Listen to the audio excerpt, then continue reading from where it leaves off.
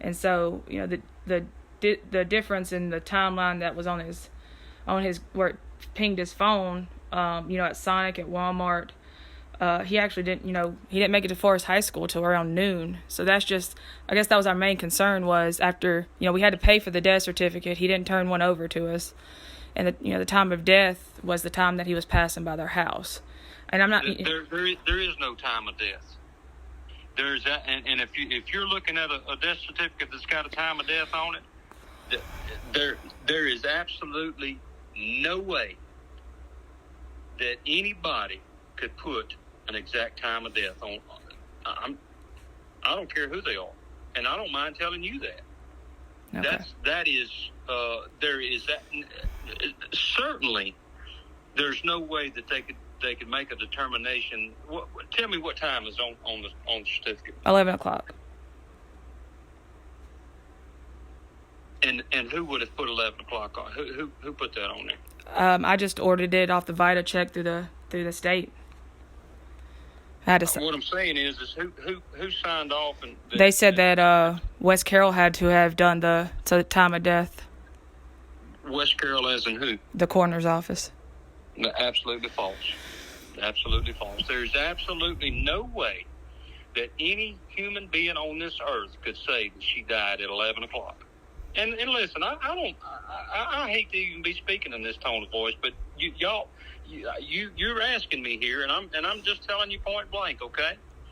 There's absolutely no way that anybody within reason could say that she died at 11 o'clock. I'm just telling you what I got in the mail day. I mean, I could send you a picture of it. It's just no. I don't need any of that. I'm just saying there's absolutely no way.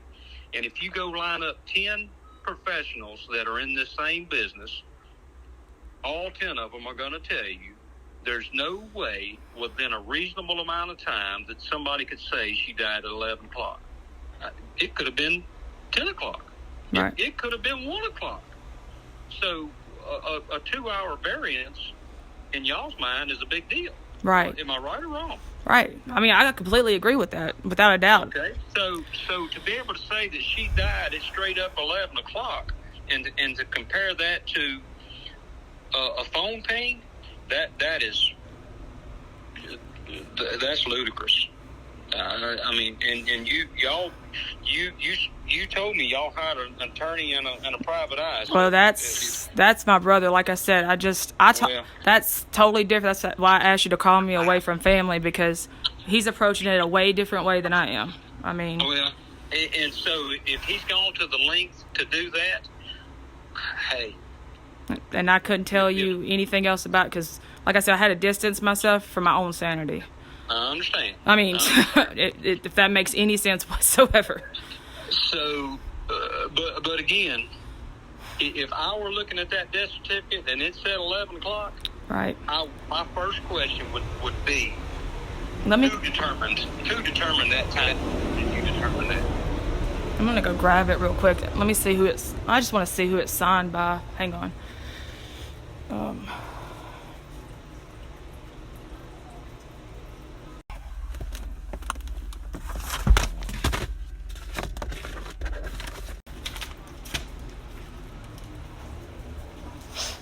Give me just a second, Chef.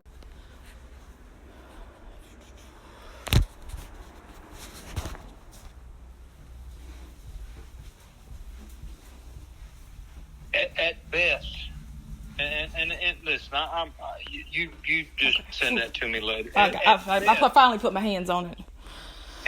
At best, a time like that is an estimation. And you feel free to call the coroner or even the pathologist, right? And pose that question to them. How can you determine a time of death? And at best, that is a purely speculated estimation. Okay, but to be able to say, okay, she died at 11, but his phone pinged in Bastrop at 12, or whatever the case may be. Yes, sir. Ma'am, that's you're digging there. You're digging, and and again, I don't even want to be using this tone of voice, but this has been put on my lap, and I've got to. Okay. I understand. I want to be as perfectly honest with you as I possibly can be, and the things that y'all have brought forward to me are not valid, and they're irrelevant to this case. Okay? And I don't mind digging into anything that you bring me. I'm just saying what you have brought forward to me, the emails and the Tennessee thing, this is, it has absolutely no bearing on this case whatsoever. I understand. This death certificate was signed by Devin George. Never heard of him. Okay. Never heard of him.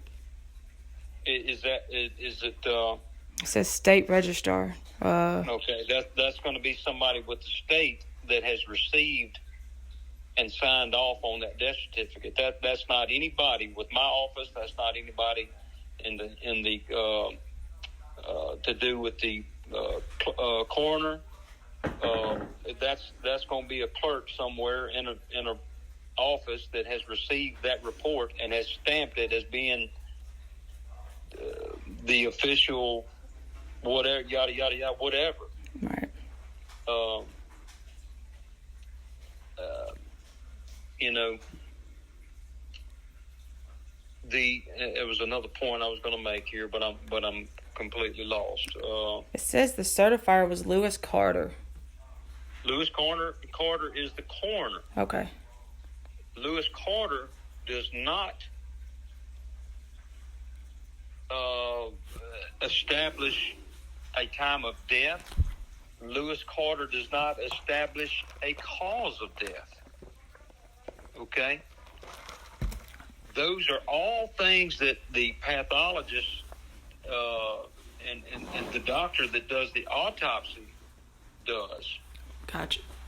And again, a time of death is purely an estimation. There's so let me put it in perspective like this. Had a body been inside a home for 3 days, do you think that they could establish a time of death? That's way beyond my 2 degrees for sure. Okay, the answer to that is no.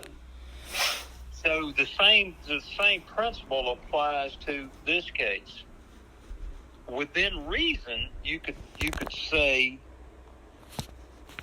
okay, maybe it was 11, but it could have been 1, or it could have been 9, or it could have been 2.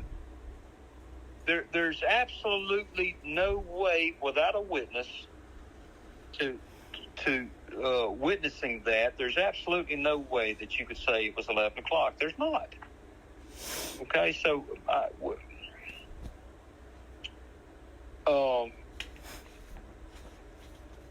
again, and I'll try to answer any question that you may have. Please don't misunderstand me here. I'm just saying that these things that y'all have brought forward have no validity to them as far as the what has happened in this case. I understand. I mean, like I said, it's things, different stories that he told. I mean, just even between us, I guess it just didn't sit well. And like I said, that's why me and my brother had to distance ourselves. We were getting told 2 different stories, just by him, and it just didn't make sense. So